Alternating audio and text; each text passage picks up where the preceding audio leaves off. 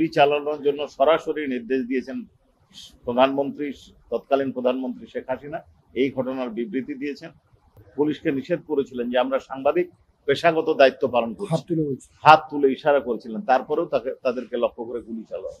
3 জন সাক্ষী যে জেরা এবং জবানবন্দি গৃহীত হয়েছে তারা হলেন, একজন হচ্ছে মুহিত, আর একজন হচ্ছে লিটন। এই দুজনই হচ্ছে সিলেটের সাক্ষী, সাংবাদিক। এই দুজনের পরিচয় হচ্ছে পেশায় এনারা সাংবাদিক।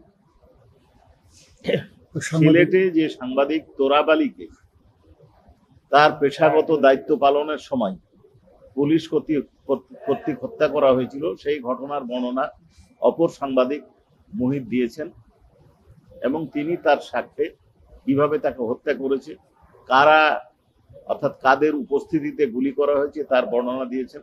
ওইখানকার 3 জন পুলিশ অফিসারের নাম উনি উল্লেখ করেছেন এবং এই ঘটনার বর্ণনা দিতে যে উনি বলেছেন সেই দিন তৎকালীন বিরোধী দল বিএনপির সারা দেশব্যাপী গায়েবানা জানাজার কর্মসূচি ছিল। জুম্মার নামাজের পর জানাজা শেষে যখন এটা জিন্দাবাজারের দিকে যাচ্ছিল মিছিলটা, সেই মিছিলের পেছন থেকে পুলিশ কোনো কারণ ছাড়াই আক্রমণ করে। এই আক্রমণে সারা শরীরে গুলিবিদ্ধ হয়ে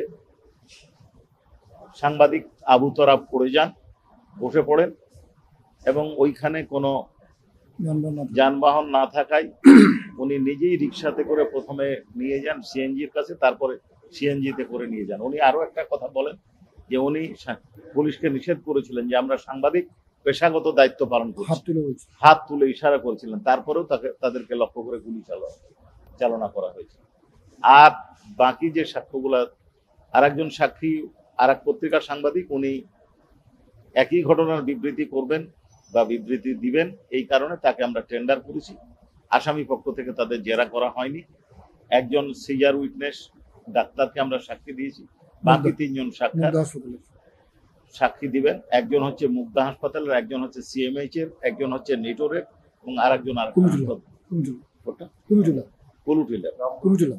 জি, এই 4 জন সাক্ষী ডাক্তার সাহেবের মধ্যে একজনের হয়েছে, বাকি 3 জনের সেকেন্ড হাফে। ডাক্তার বলিউড। জি, আচ্ছা আমি বলি, তারা এই মামলায় তারা বলেছেন যে আমি যেদিন জবানবন্দি দিয়েছি অর্থাৎ আয়ুব সাহেবের কাছে বক্তব্য দেওয়ার পরে উনি আল জাজিরা এবং বিবিসিতে যে ডকুমেন্টারি সেটা দেখেছেন, তাতে গুলি চালানোর জন্য সরাসরি নির্দেশ দিয়েছেন প্রধানমন্ত্রী, তৎকালীন প্রধানমন্ত্রী শেখ হাসিনা।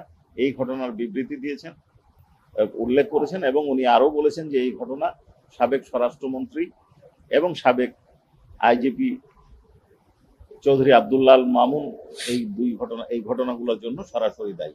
আর একটা মামলা আজকে ধার্য ছিল, সেটা হচ্ছে রামপুরার কান্নিসে ঝুলন্ত এক ব্যক্তিকে যে অমানবিকভাবে গুলি করা হচ্ছিল সেই ঘটনা এবং আরো 2 জনের হত্যাকাণ্ডের সেই ঘটনায় আজকে পলাতক আসামিদের পত্রিকা বিজ্ঞপ্তি আসছে এবং আগামী 6 তারিখের 11 তারিখ চার্জ গঠন শুনানির জন্য দিন ধার্য হয়েছে। এর মধ্যে অনারেবল ট্রাইব্যুনাল স্টেট ডিফেন্স নিয়োগ করবে।